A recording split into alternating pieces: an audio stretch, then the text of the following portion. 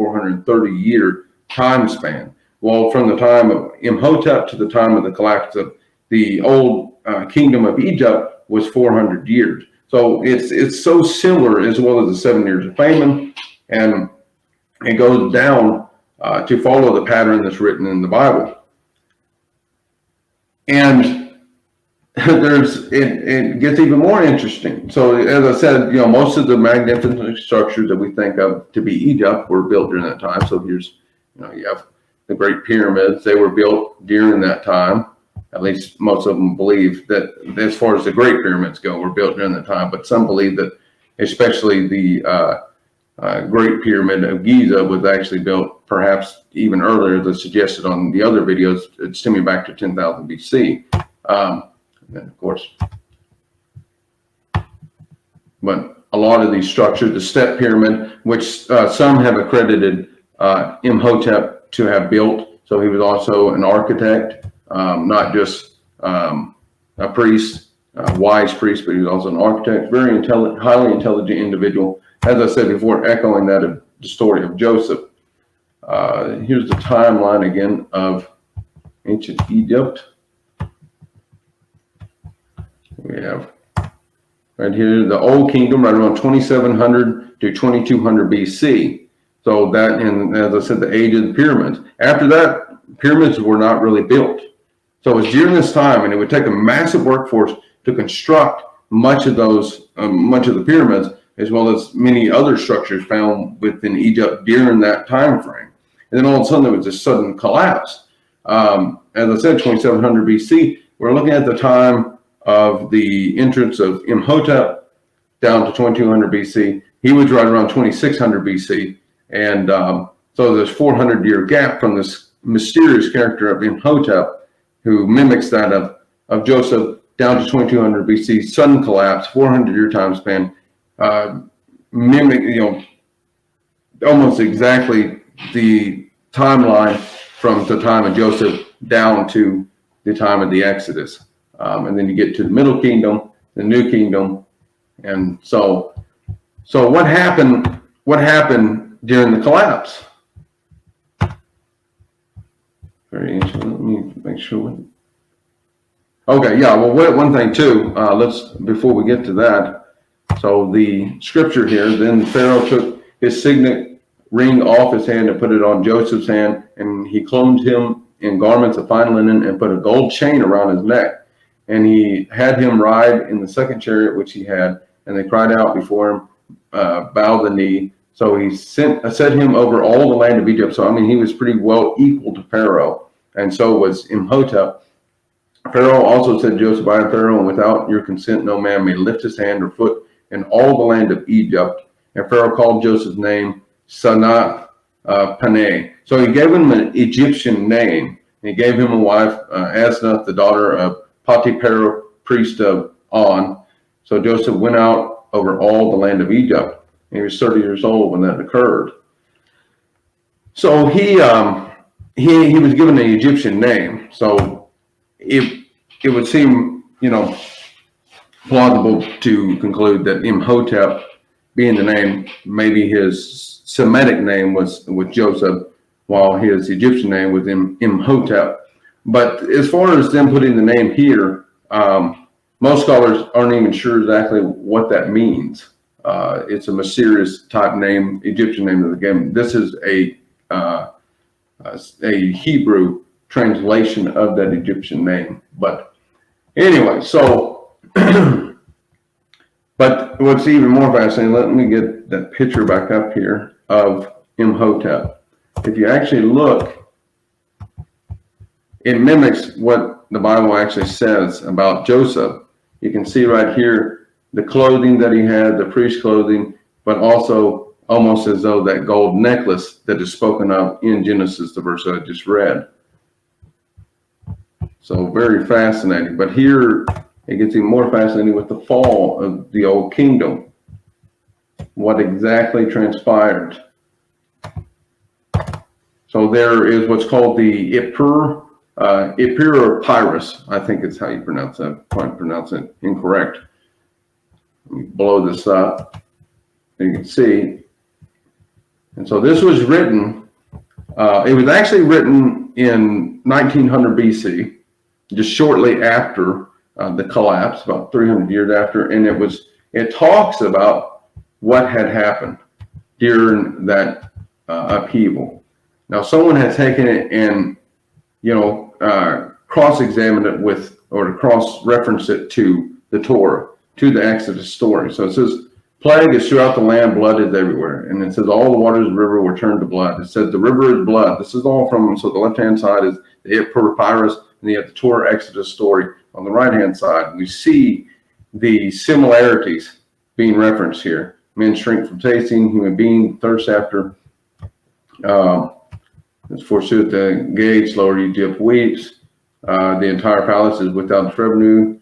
Long grain is perished on every side. Weariness, flax is set, and the flax and the barley was smitten, for the barley was in season, and the flax was ripe. Forsooth, it says, that has perished, which was yesterday seen. The land is left over to its weariness, like the cutting of flax. Grain perish. All animals, their hearts weep, cattle moan, because the hand of the Lord is upon thy cattle, which is in the field, and there shall be a very grievous sickness. Gather thy cattle and all that thou hast in the field. And he that did not fear the word of the Lord left his servants and cattle in the field.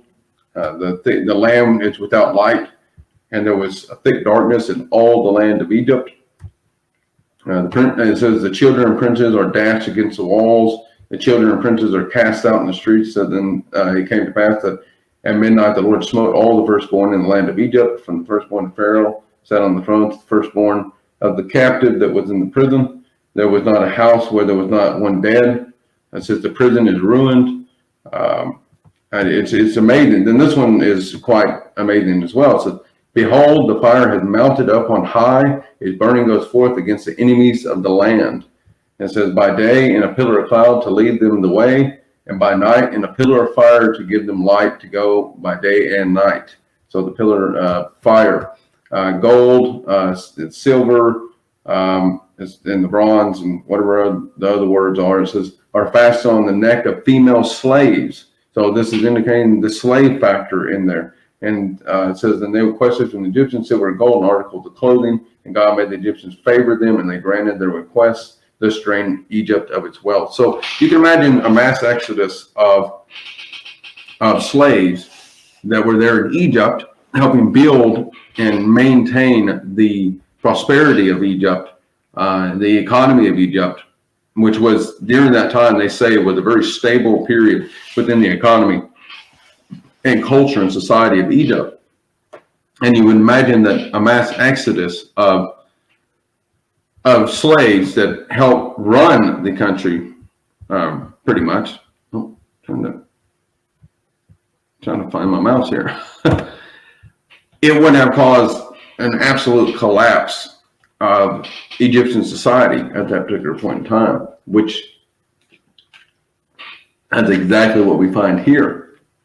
Not including the fact that whenever the children of Israel passed over the Red Sea and the waters retrieved back into the sea, it killed much of the army of Pharaoh.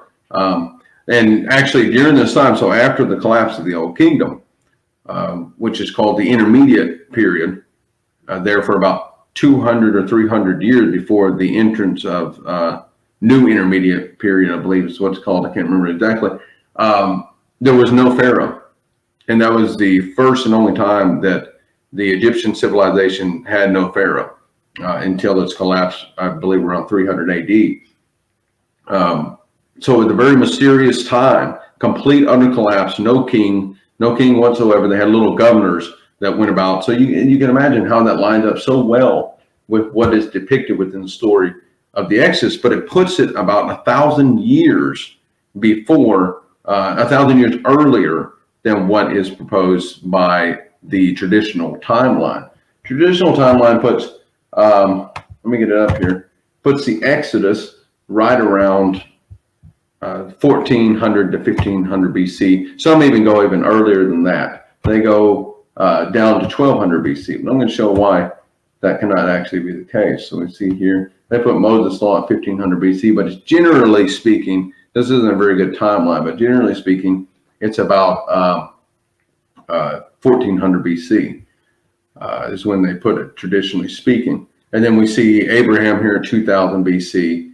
We see the flood of Noah at 2300 BC. Of course, there's not really much evidence for that at all, but there is for 10,000. So as I said before, there's generational gaps. And that's what the evidence suggests, at least historically, geologically, archaeologically, we see the evidence revealing that. So let's see here right quick. Gotta figure out where I need to go next. Another bit of evidence as far as an Exodus being at 2200 BC.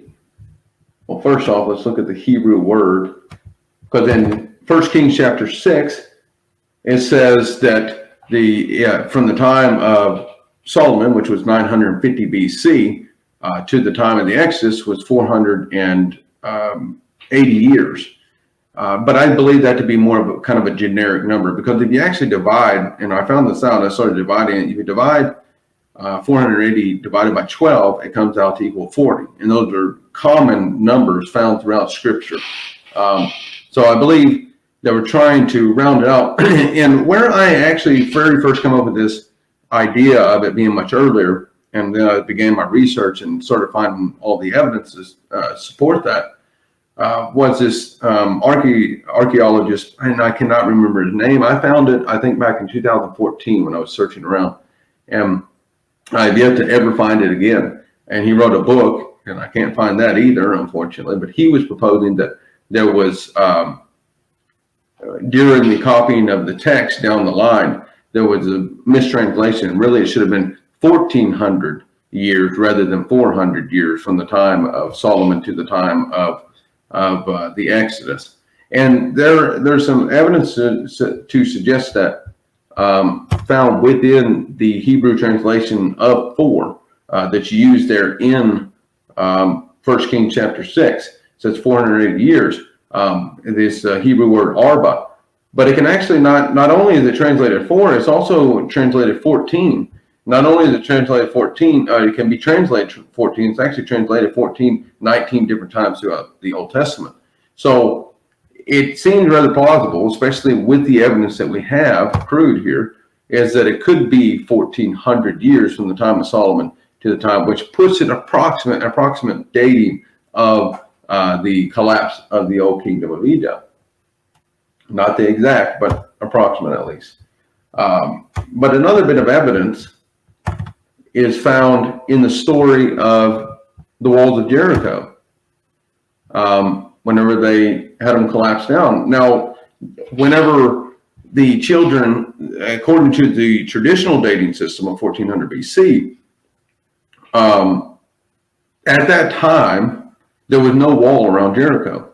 The archaeological evidence is clear on that. There was no wall all the way through the second millennium BC, all the way through there from 2000 to 1000 BC. It wasn't until it was the last time that I had a wall was actually right around the time of the collapse. It was 2100 BC or so, whenever it had a wall. And then archaeologists have discovered that it collapsed sometime around 2100 BC or so. So shortly after the collapse of the old kingdom of Egypt, correlating perfectly with, rather perfectly with the story of Exodus, the wandering for 40 years or so, and then the entering in with with Joshua.